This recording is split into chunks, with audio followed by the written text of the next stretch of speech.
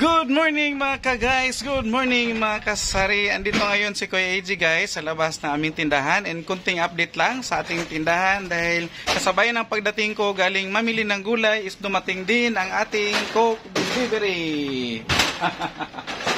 Is delayed ang ating delivery sa Coke guys, pero thankful pa rin tayo kay Michael dahil dumating kahit paano.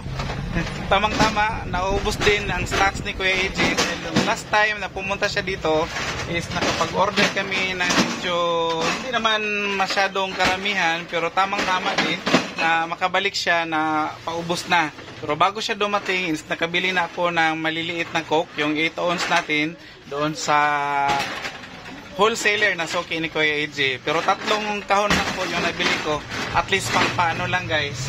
Habang hindi pa siya nakarami, meron tayong maibenta mga stocks. So yun lang po ang nabili ko, and timing dahil dumating siya. And yun nga, na nakapamili rin ako ng mga gulay, and puno ang gulayan ni Kuya AJ sa ngayon guys. Ayan, kararating ko lang, halos magkasabayan kami ni Michael dumating. Ayan po. So na-display ko na bago ko kinuha na ng video si Michael. So may stock siya. So ano natin, lubos-lubusin natin ang mga kung ano yung mga vacant na buti, ang mga empty gallons or empty buti ni Kuya AJ is palagyan na natin while andito siya. So nanguha na tayo guys ng mga malalaki dahil nakabili na rin ako ng 2 kahon na 1.5 sa suki namin na wholesaler dahil naubos yung 1.5 ko na kinuha namin last time. So magdagdag tayo. Shout out Gong, kaway-kaway sa vlog. So ayun nga, and update tayo guys sa presyo ng mga gulay. Pinalive na rin itong pinalive na lang itong update ko dahil si kamatis is nagtaas na naman ulit. So nagtaas na naman ulit siya, nasa 80 plus or 85 po ang kuha ni Kuya AJ na ating kamatis. So ayun, so adjust na naman tayo, and si sibuyas is nananatili siya guys sa kanyang presyo, hindi siya gumalaw. ang bigas na lang guys ang always gumalaw. Magalaw kasi talaga ang bigas sa ngayon. And meron pa naman tayong tuyo din at saka mga munggo ng mga pabenta. Ito guys, mga pakunti-kunti lang yung mga gulay ni Kuya AJ na tama lang siya maubos 1, 2, 3 araw. 3 araw pinakamatagal na siya guys. So bukas nito is ano na naman ito, paubos na naman itong mga gulay natin. Nitong nakaraan is ang ating repolyo is mahal siya, pero ngayon is bumaba siya ulit. Kasi dumating ito, umabot ito ng mga guys, nasa 85 to 90 ang kilo ng repolyo, pero ngayon is bumaba na siya.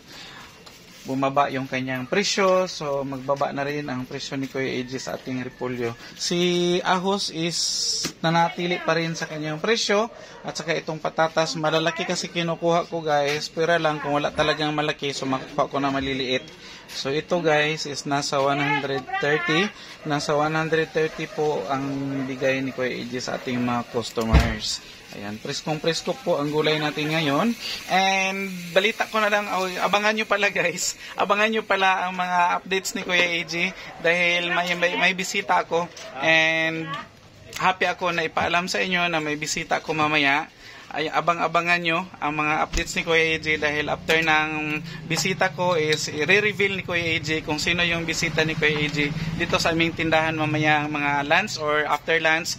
Darating ata sila. Isang team po yan guys, isang team, and related po sa ating pagtitindahan and related po sa